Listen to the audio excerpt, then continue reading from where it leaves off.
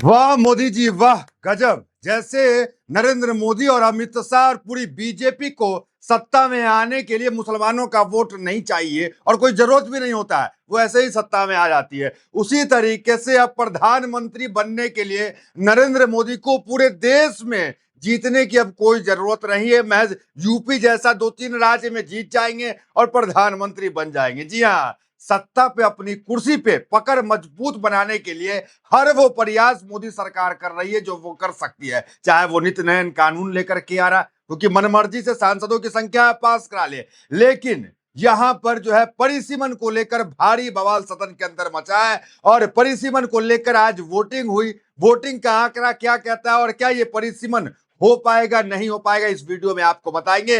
लेकिन जैसे ही परिसीमन पे चर्चा शुरू हुई, साउथ के 5 राज्य में विरोध शुरू हो गया। एम के स्टालिन ने उस बिल को जो कॉपी को जो है जलाने का काम किया और अपने आवास पे काला झंडा फहराने का काम किया। मतलब साउथ के अंदर इसको लेकर काफी विरोध है और साउथ के 5 स्टेट एकजुट है। चंद्रबाबू नायडू की स्थिति हालांकि अभी कंफर्म नहीं है कि वो किस साइड खड़े हैं। लेकिन मुद्दे पे आते हैं। नरेंद्र मोदी जो है वो 543 सांसद की जो सीट होती है, सांसद में संख्या है, उसको बढ़ाकर 850 करना चाहते हैं। और किस नाम पे? महिलाओं को आरक्षण देने के नाम पे। और विपक्ष का कहना है अगर महिलाओं को 33% आरक्षण देना चाहते हैं तो आरक्षण आप दे दो, 543 में से ही 33%। ये 850 सीट क्यों कर रहा है? और चिंताएं इसलिए बढ़ गई है कि उत्तर प्रदेश जैसे राज्य में जो है सीटों की संख्या बहुत बढ़ जाएगी और जो छोटे राज्य जहां संख्या कम है, खासकर साउथ जैसे राज्य, वहां परिसीमन से सीटें घटने का काम होगा।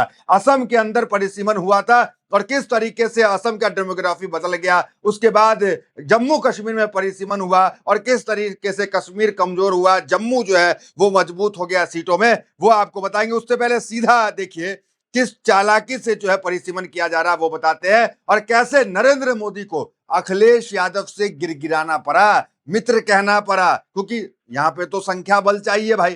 क्योंकि आप संविधान को बदल रहे हैं, संविधान में संशोधन कर रहे हैं, तो आपको 2/3 जो है मत चाहिए। मतलब अभी एनडीए के पास 292 सांसद है, लेकिन संविधान में संशोधन करके ही आप परिसीमन कर सकते हैं। और परिसीमन करना है तो संशोधन कीजिए, और संशोधन करने के लिए 2/3 बहुमत चाहिए। मतलब 350 वोट चाहिए, जो नरेंद्र मोदी के पास नहीं है, एनडीए के पास नहीं है। महज 292 सांसद जो है वो है। तो परिसीमन जो है वो नरेंद्र मोदी के लिए मुश्किल की घड़ी और अग्नि परीक्षा जैसा है। नरेंद्र मोदी इस पे क्या करे, अखिलेश क्या करे, कांग्रेस क्या करी है संसद के अंदर, सब कुछ बताएंगे सीधा। लेकिन पहले देख लीजिए कि पहले ये जो आंकड़ा है, हालांकि ये शुरुआती आंकड़ा वोटिंग हुई है, वो वोटिंग देखिए। इस परिसीमन को चर्चा को लेकर वोटिंग हुआ। विपक्ष की मांग थी ये वोटिंग करा लो कि चर्चा होनी चाहिए या नहीं होनी चाहिए।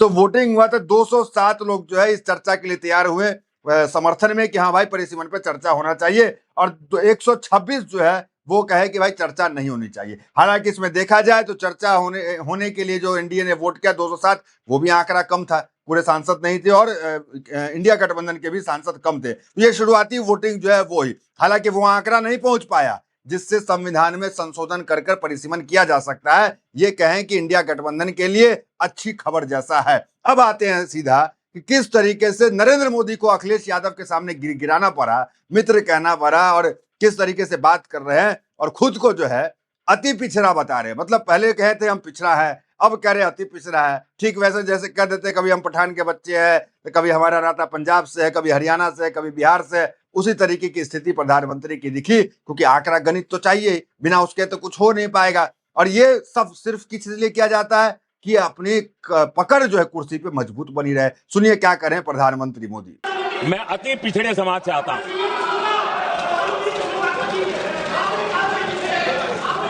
धर्मेंद्र जी, मैं आपका बहुत आभारी हूं, और अखिलेश जी मेरे मित्र हैं तो कभी कभी मदद कर देते हैं।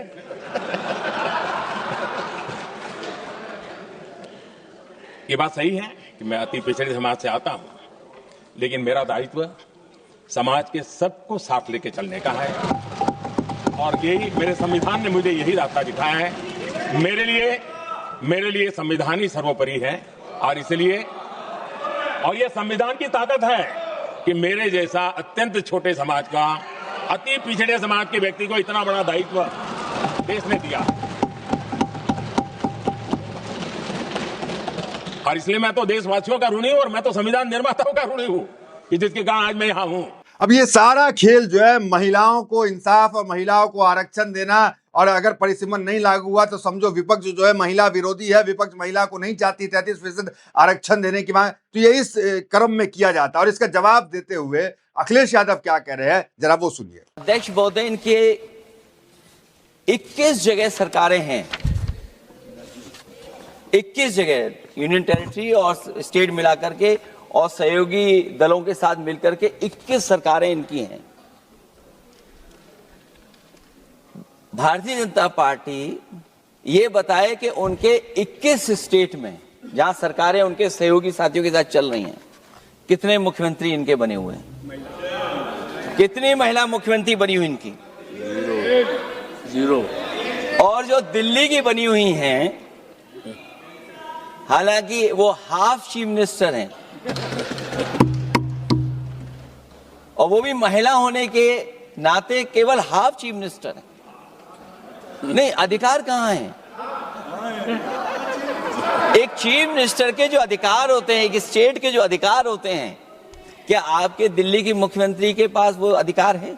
देखिए, परिसीमन के बाद असम की क्या स्थिति रही और किस तरीके से जम्मू कश्मीर की स्थिति बनी, कहां सीट घटी कहां सीट बढ़ी, वो बहुत महत्वपूर्ण है आपको बताना। लेकिन उससे पहले कांग्रेस की तरफ से गौरव गोगोई जो कह रहे हैं वो सुन लीजिए। लेकिन हमने देखा है कि इस सरकार के द्वारा किस प्रकार से डिलिमिटेशन को किस प्रकार से एक निजी और काफी निम्न स्तर की राजनीतिक अस्त्र इसको बनाया गया है।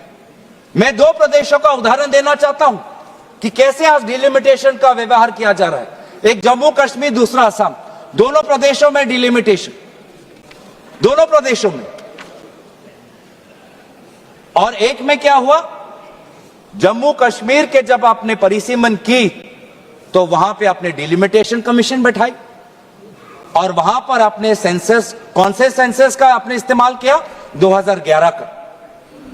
और दूसरे तरफ आपने असम में परिसीमन की, वहां पर परिसीमन की दायित्व खुद केंद्र चुनाव आयोग ने ले ली और वहां पर परिसीमन के सेंसस के आधार पर हुआ 2001 पर।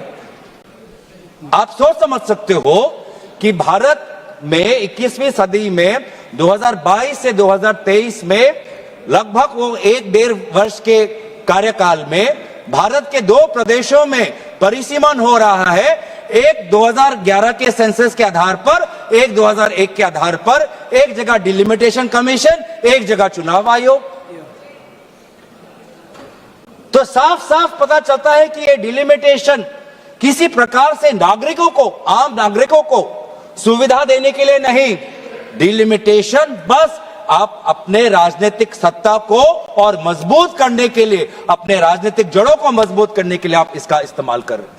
अब आपको जम्मू कश्मीर और असम के अंदर जो परिसीमन हुआ उसमें किस तरीके से भाजपा को फायदा हुआ, इसलिए हम कह रहे हैं कि भारतीय जनता पार्टी हर वो कदम उठा रही है, हर वो कानून, हर वो बिल ला रही है जिससे सत्ता पे उसकी पकड़ मजबूत हो जाए। जिस तरीके से आज मुसलमानों की वोट की भारतीय जनता पार्टी को जरूरत नहीं सत्ता में आने के लिए, उसी तरीके से अब पूरे देश में जीतना भी बीजेपी के लिए अब जरूरी नहीं है। केवल वो कुछ राज्य में जीत जाएंगे, हिंदी भाषी राज्य, और जहां पे हिंदुत्व का डंका इनका बच जाता है वहां जीत के ये सरकार केंद्र में बना लेंगे। तो ये उस स्थिति में आगे बढ़ रहे हैं। देखिए, हम असम की बात कर रहे हैं। असम के अंदर परिसीमन हुआ था कुछ दिन पहले, तो असम का डेटा देखिए। असम का डेटा क्या कहता है, जो 2023 में परिसीमन हुआ 2 राज्य में, जम्मू कश्मीर में और असम के अंदर। तो असम के अंदर जो परिसीमन हुआ तो आंकड़े नहीं बदले, आंकड़े जो सीट इनके थे वो सीट उतने ही रहे, लेकिन उस सीट में जो 35 सीट से घट करके 23 सीट मुसलमानों के रह गए थे, जो मुस्लिम बहुल इलाका है। तो ये जो सीट जो है घटे वो मुसलमानों का घटा। हालांकि असम का जो टोटल सीट है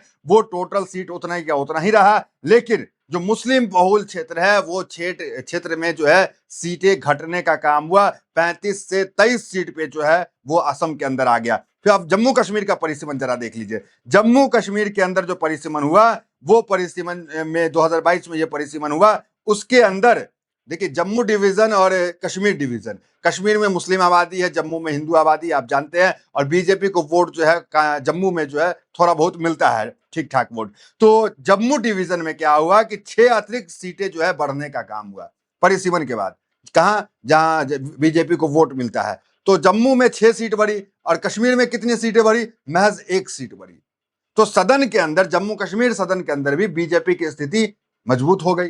तो परिसीमन से कहीं ना कहीं फायदा जो है वो बीजेपी को हो रहा है। और परिसीमन जब इस वक्त बीजेपी कर रही है, वो परिसीमन जो लंबे समय से जो है ठंडे बस्ता में पड़ा हुआ था, जिसको लेकर कोई चर्चा भी नहीं करता था, वो ऐन वक्त पर जो है महिला आरक्षण की आड़ में उस परिसीमन को कराया जा रहा है। तो विपक्ष का यही कहना है कि परिसीमन इस प्रकार से होगा कि बीजेपी जो है वो अपनी पकड़ मजबूत कर लेगी, जैसे असम का एग्जाम्पल हमने दिया, जैसे जम्मू कश्मीर का एग्जाम्पल हमने दिया। और जो आबादी के हिसाब से कमजोर है उसको जो है सीट कम, जैसे साउथ के अंदर सीट नहीं बढ़ेगी, उत्तर प्रदेश में सीट बढ़ जाएगी। तो ये परिसीमन से जो यहाँ पे नुकसान होगा। अब देखिए इस पे जो है क्या कुछ जो है क्योंकि महिला के आड़ में सब कुछ किया जा रहा है, इस पे जो है वो अरविंद सेवंत क्या कह रहे हैं, जरा उनको सुनिए। महिलाओं के बारे में आपके मन में आदर है। आज भी मणिपुर में दोबारा अत्याचार शुरू हुआ है, हमले शुरू है। निर्भया हम नहीं बोले, हो सकता है आप भूले होंगे। मणिपुर शुरू है। हमारे महामहिम राष्ट्रपति जी को इसी सदन के उद्घाटन पर आपने नहीं बुलाया। कितना आदर्श है आपका, कितनी बड़ी आदर की भावना है महिलाओं के बारे में।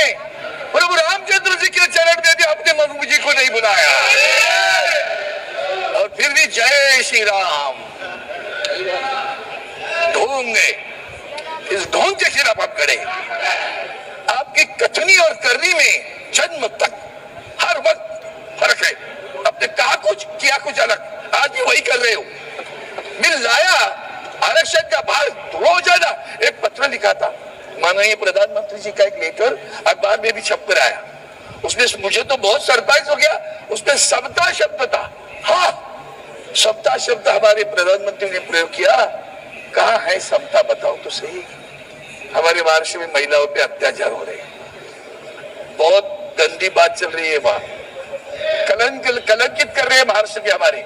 इस परिसीमन को लेकर विरोध जो है वो विपक्ष का तो लगातार जारी है। विपक्ष महिला के आरक्षण को लेकर विरोध नहीं कर रहा है, लेकिन परिसीमन और परिसीमन के पीछे जो नियत है उस नियत को लेकर विरोध कर रहा है। और साउथ के अंदर 5 राज्य में जो है वो मुख्यमंत्री हैं, उनको जो है इंडिया गठबंधन ने पत्र लिखा है, पत्र लिख के एकजुटता की बात की है। उसके बाद हमने देखा है कि सब जो है एकजुट हो रहे हैं। नायडू की स्थिति अभी कंफर्म नहीं है। तो कुल मिलाकर साउथ के अंदर एक बड़ा आंदोलन खड़ा हो सकता है, क्योंकि एमके स्टालिन ने कह दिया है कि ऐसा आंदोलन करेंगे कि स्टेट जो है, जो तमिलनाडु स्टेट है, वो ठप हो जाएगा और नरेंद्र मोदी के लिए ये बहुत बड़ा चैलेंज कर देंगे। तो ये इस तरह की धमकी वो लगातार दे रहे हैं। अब देखना दिलचस्प होगा क्या परिसीमन को लेकर नरेंद्र मोदी कामयाब हो पाते हैं, नहीं हो पाते हैं। हालांकि नरेंद्र मोदी ने जो साउथ के स्टेट है उसको बातचीत करते हुए क्या कहा, जरा वो अंश भी सुनिए। किस तरीके से भरोसा दिलाने की बात नरेंद्र मोदी ने कहा। बड़ी जिम्मेवारी के साथ इस सदन में इस पवित्र जगह से कहना चाहता हूं, चाहे दक्षिण हो, उत्तर हो, पूर्व हो, पश्चिम हो, छोटे राज्य हो, बड़े राज्य हो, मैं आज एक जिम्मेवारी से कहना चाहता हूं कि निर्णय प्रक्रिया किसी के साथ भी भेदभाव नहीं करेगी। ये निर्णय प्रक्रिया किसी के साथ अन्याय नहीं करेगी।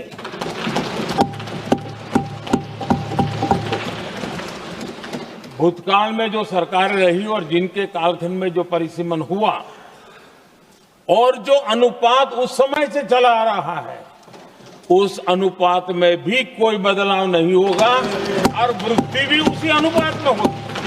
तो फिलहाल इस वीडियो में इतना ही। मिलता है अगले वीडियोस में। इस चैनल को सब्सक्राइब नहीं किया तो सब्सक्राइब कर लें, अगर फॉलो नहीं किए फेसबुक पे तो फॉलो कर लें और इस वीडियो को जन जन तक पहुंचाएं। बहुत धन्यवाद।